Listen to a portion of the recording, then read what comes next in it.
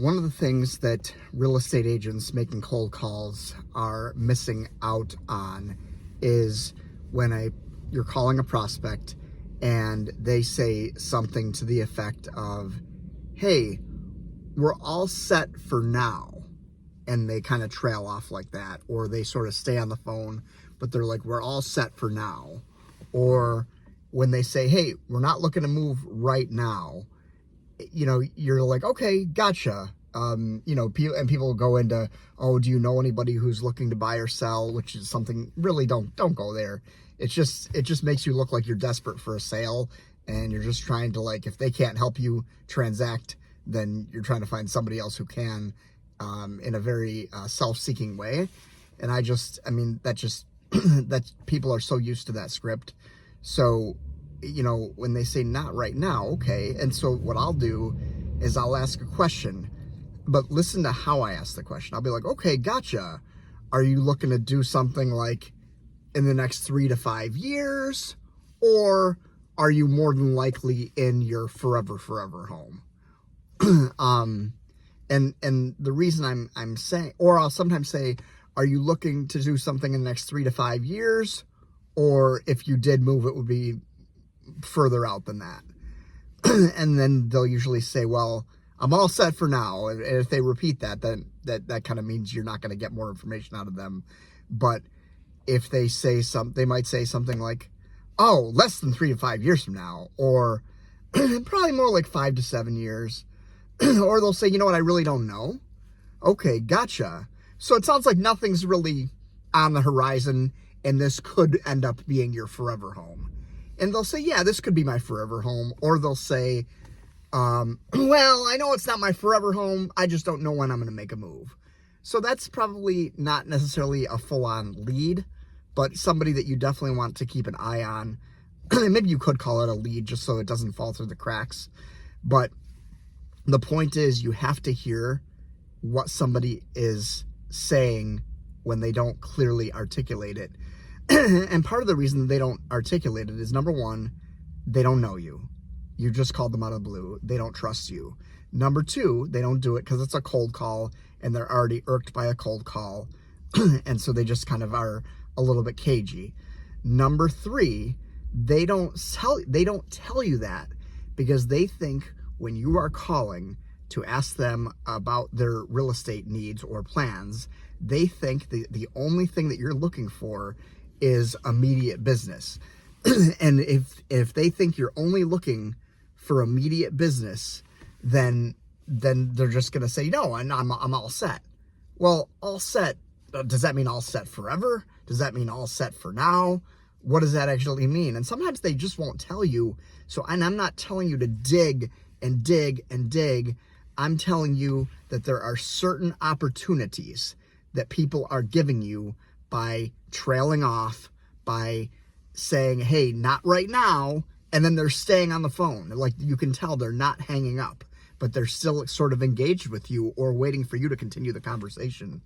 Those are situations where, like, you can kind of figure out which way to pivot based on, okay, like, are you looking to do something right now, or is it hard to say, or whatever, and always give them options.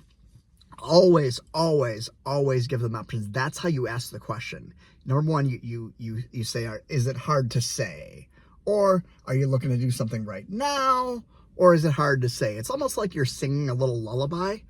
But you wouldn't call it that necessarily, and you wouldn't tell them that, but that's kind of like what it is, because it has to do with, I don't know if it's neuro-linguistic programming or whatever you want to call it, but when you ask a question with a certain tone, and you also give people choices, if you just say, oh, are you looking to move this year? No. Well, then the conversation's over. Like, you want to ask questions with either or, so that they, and also I'm going to tell you something right now, because if you just give them if you ask for an absolute yes or no question, and they give you a yes or they give you a no, the conversation's over. Also, I want to make a point that like, when you're giving people outs and you're giving people options, it makes it feel more conversational and like you're a consultant, not a person who's just looking for them to say yes. You're not looking for somebody who has plans to transact right now. I mean, you are, in the grand scheme of things, you're going to get that by your large scale lead generation efforts, by cold calling, but you're first trying to understand, you're wanting to make this conversational, and you want to make sure that you're consultative. And the way that you be a consultant is you say, is it, you give people options. Anytime you're giving people options, you're allowing them to to tell you what the real story is. Now, you're going to give them two options. It might not be one of those two options, and they'll tell you where it fits in the middle or where it fits outside of that. And that's the brilliance of this. Like, people, if you're just like, oh, okay, you're not looking to transact right now, do you know somebody who is? It's no. Just be conversational. Okay, you know what? It sounds like you're really happy where you are, and that's not. And like, this is what you like. If somebody gets really like, if somebody kind of like gets really irked by your questions, you can say, you know what? Honestly, it sounds like you're really happy where you are. Not super surprising, because I'm the one doing the reaching out. If there's anything is there an agent that you would work with if for some reason, I know you're not going to have a real estate need, that's not going to happen, but if you did ever have a need, is there an agent that you would work with? And you pivot that way. And this way, you're turning a no into a, hey, you can market to me passively. You're not going to ask them if you can market to them passively. You're going to say, do you have an agent in mind that you're like strictly tied to? If they don't, you're like, okay, well, I would love an opportunity to be a potential resource for you, even if I'm not necessarily your first choice. Is it okay to stay in touch once in a blue moon? They say yes. Okay, perfect. What's a good email for you? And just go on like that. But you're missing opportunities by asking yes or no questions when you shouldn't be. There's sometimes when you should ask yes or no questions. Like, if somebody's like giving you the impression that they're going to be in your forever home, it sounds like you're going to be in your forever home. Is that right? And you can ask that, and they could say, yeah, I'm in my forever home, or no, not necessarily, or whatever. But sometimes they're not going to tell you everything on the front end. You sometimes have to tease it out of them, but you have to do it in a way where you're asking questions that draws it out of them naturally. Otherwise, they're going to feel like it's an interrogation. And if they feel like your questions are an interrogation, then that's also going to end the conversation, or it's just going to make them mad. And whether they tell you they're going to do business with you in a few years or when the time comes, then they might kind of decide otherwise. And they're not necessarily going to tell you that on the front end of the call that was going so well. So I hope that helps. Let me think about if there's anything else I want to say. Yeah, so I guess I'll close by doing this. Like, on your cold calls that you guys are making, what are some of the ways that you guys ask questions to not so much continue the conversation when somebody doesn't want to continue the conversation, because that's manipulative, and it's also very, very needy and desperate. But what are some ways that you ask questions that allow a property owner to be comfortable when you're circle prospecting? Like, what is that? And I hope everyone knows like what I mean when I say circle prospecting. It's either calling around a just listed or a just sold that either you or your brokerage just listed or just sold, or team or whatever. Or it could be, you're like, okay, I want to farm a certain area, or I want to cold call a certain area. Maybe you haven't done business in there, or maybe you have. It doesn't, you're basically dropping a pin and calling around a circle. Now, I usually call around something that my team just listed or just sold.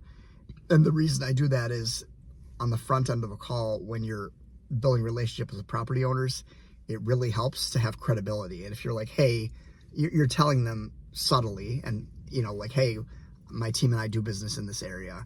Is there anything in the world I can do for you? So that's how I say that. Hey, we just listed or we just sold a house around the corner from you. Is there anything in the world I can do for you? And again, that's also, don't ask if they want to buy or sell because somebody else that did, or somebody else that you guys worked with did. Say, is there anything in the world I can do for you? That question is designed to be more helpful, more relationship based. And if they want to buy or sell, they will tell you that. They will tell you that. But also, You also, the reason, this is something that not a lot of real estate agent will tell you this. Like, part of the reason why you want to say, hey, we just sold a house around the corner from you, and I didn't know if there's anything in the world I can do for you. Because if you just say, hey, we just sold a house around the corner from you, and I was curious to know if you had thoughts of selling, there's many property owners naively who will think that you are trying to buy their home, and you're not. So why would you want to communicate that message? So ask questions that are communicating that you're trying to be helpful. Ask questions that allow them to feel comfortable giving you any answer, and you can run the gamut. Hey, are you looking to do something 3 to 5 years, or are you in your forever home? And they'll tell you anything in between. I hope that helps. If you like this content, subscribe to my channel, like it, share it, whatever you can do, and I'll see you guys on the next one.